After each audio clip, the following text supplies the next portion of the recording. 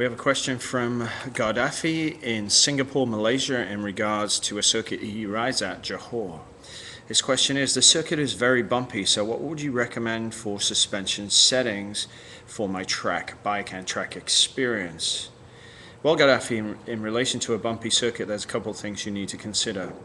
One is that your suspension is not too stiff, because that will amplify bumps and create a lot of deflection, which means that the tire basically is in the air before it comes back to the ground and then has grip again. You also don't want it to be too soft in that it bottoms out over severe bumps, because then that will cause deflection or sliding of a different kind, obviously, as you bottomed out. Your other thing to consider, of course, is rebound damping in the speed, because it's either slow or fast, at which the tire gets back to the ground. So here are some general things for you to look for. One, put a zip tie on the forks and see how much travel you use.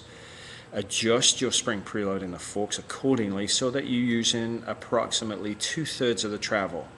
Then open compression damping a little bit to say 1 to 2 turns out, and see how that gives you a little more suppleness to the suspension.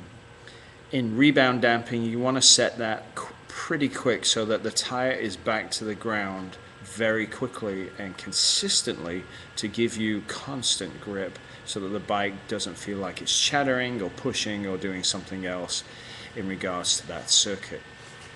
So start by analyzing travel, then go down to change compression damping, and lastly open the rebound damping up to make sure that the tire's back to the ground quickly. Hopefully that answered your question. I'd be interested actually to hearing your experience with the settings changes, so thank you for the question. If you have questions, please send them to me via Facebook at Dave Marsh Tuning. Thanks very much.